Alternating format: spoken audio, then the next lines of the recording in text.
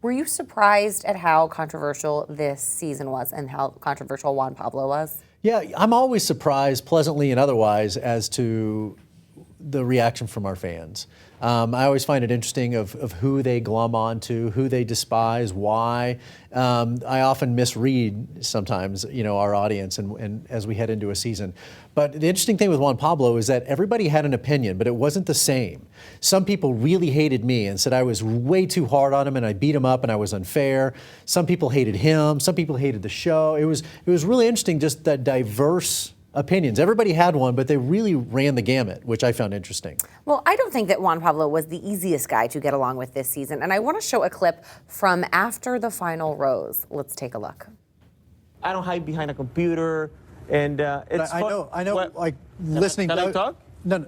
Well, Woo. I was just gonna say. Okay. Just watching it with all the fans. It's been tough. You guys been boxing with me. I'm glad that I have a boxer, and he taught me how to dive in a couple of things. But it's been tough. It hasn't been easy. And like I said before, when you interrupted me last time, no.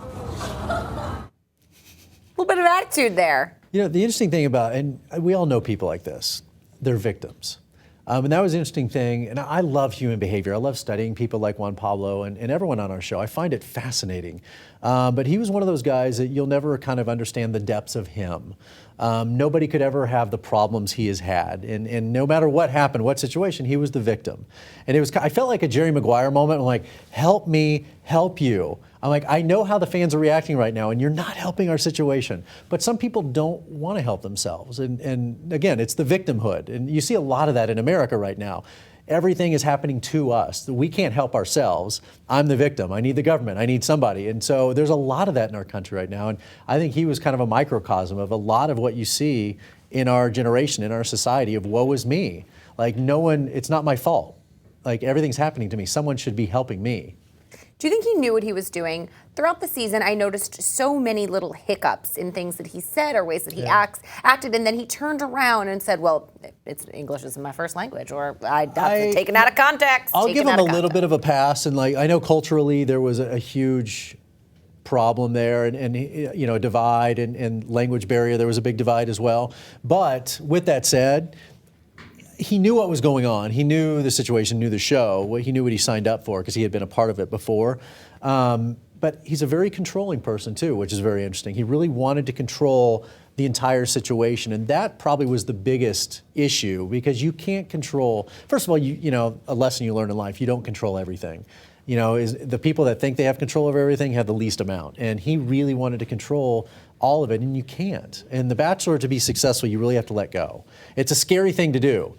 Sean did a good job. Andy's doing a good job now as our Bachelorette. You have to really make yourself vulnerable. And it's a scary thing as a human to be like, okay, punch me. I could get really hurt here. But that's really also how the best things happen. And so, but again, it's a scary thing to do. And again, culturally, maybe it's his upbringing or whatever, he wasn't able to really let go. Do you think that controlling nature is going to affect his relationship? With Nikki, I don't know. And the thing is, I think what people misunderstood about me in Juan Pablo is that doesn't make him a bad guy. And it doesn't, maybe it made him a bad bachelor or whatever, that's up for debate, but I didn't dislike the guy, and I still don't. I just found it fascinating. I find it compelling to watch. And the odd irony of all of it is that at the end of our show, we hoped to have a couple. And then we did. But it was the most unceremonial coupling ever. That at the end of the show, they kind of just got up and walked off, and there was no applause, there was no champagne. Like, say, Sean and Catherine, right? They're engaged, and we do the after the final rose, we all go backstage, and there's champagne, and we all go out for dinner. And at the end of my interview with Juan Pablo, he said, are we done? And I said, yeah, we're all done. And he got up and he grabbed Nikki by the hand, and they walked off, and it was silent.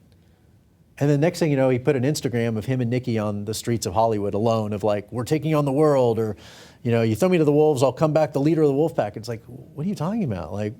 Who are you mad at? It's like the end of a bad party where you're just all right, well. Well, it was a bad, it was like reading. I guess we'll leave. It was reading a book and someone else had read another book. And so they were angry and he was mad about something, but he was fighting a fight that wasn't happening.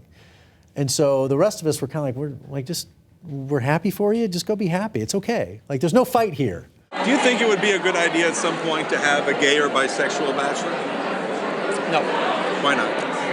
just because I respect them, but honestly, I don't think it's a good example for kids.